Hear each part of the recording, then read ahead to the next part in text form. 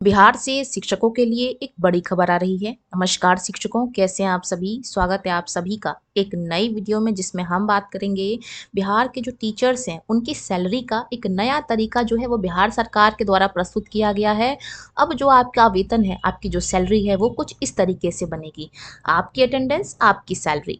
या अगर आप प्रधानाध्यापक हैं, प्रधान शिक्षक हैं, विशिष्ट शिक्षक हैं, विद्यालय अध्यापक हैं, तो इधर ध्यान दें।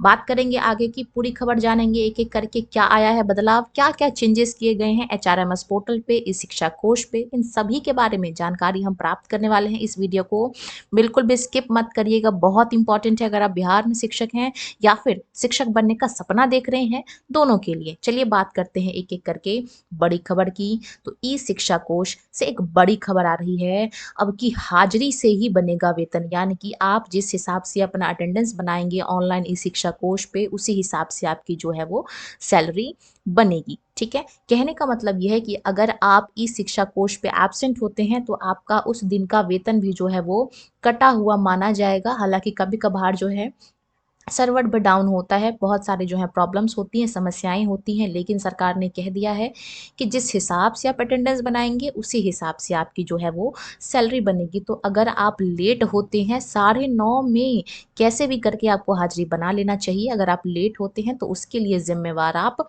खुद होंगे। हो सकता है आपका जो वेतन है वो भी काट लिया जाए। बिहार शिक्षा विभाग का एक नया फरमान जारी हुआ है शिक्षकों के लिए। अब उनकी जो सैलरी है वो उनके अटेंडेंस के हिसाब से बनाई जाएगी। बात करते हैं आगे की। देखिए, एचआरएमएस से जुड़ा डेटा, यानी कि जो भी आपका डेटा है वो आपका डिजिटल हो चुका है। जो आपकी डिजिटल हाजिरी है वो सीधे पोर्टल पे जाएगी। यानी कि आपने अगर 27 दिन अगर आपने जो है वो ई शिक्षा कोश पे हाजिरी बनाया है, तो केवल और केवल 27 दिन का ही जो डाटा है वो एचआरएमएस पोर्टल पे जाएगा, और उसी 27 दिन के हिसाब से आपकी जो सैलरी है उसका भी निर्धारण होगा। तो अब अगर आप बिहार में शिक्षक हैं तो हो जाइए सावधान, क्योंकि एक गलती आप पर भारी पड़ सकती है। अब इससे क्या होगा, पारदर्शिता आएगी, यानी कि इसी डेटा से जो आपका वेतन है उसका भुगतान किया जाएगा। हालांकि बहुत सारी समस्याएं होती हैं शिक्षा कोश पे, कभी ऑन नहीं होता और भी वगैरह वगैरह। बात करते हैं आगे की।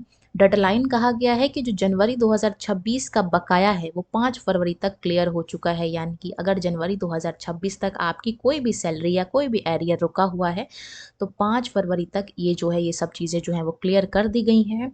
और इसके अलावा अगर मैं एक नोटिस की बात करूं या फिर अगर मैं एक डेडलाइन की बात कहूं, तो समय पर ऑनलाइन उपस्थिति को अनिवार्य कर दिया गया है। यानी कि 9:30 मतलब 9:30, 9:30 पे आपको कम से कम हाजिरी बना लेना है। 9:30 से 35 नहीं होना चाहिए, वरना इसके जिम्मेदार आप खुद होंगे। कुल मिलाकर कह दूं तो आपकी जो अटेंडेंस है वो आपकी रिस्पॉन्सिबिलिटी है, किसी और की नहीं। इसी के साथ मैं इस वीडियो पे यहीं पे विराम लगाना चाहूँगी। बाकी आपके मन में अगर किसी भी प्रकार का कोई प्रश्न रह गया हो, आप उसको कमेंट सेक्शन में छोड़ सकते हैं। वीडियो में बने रहने के लिए धन्यवाद। वीडियो अच्छी लगी हो या जानकारी अच्छी लगी हो तो वीडियो को लाइक करना, और ऐसी ही तमाम खबरों को जान लेने के लिए चैनल को सब्सक्राइब कर लेना है। धन्यवाद।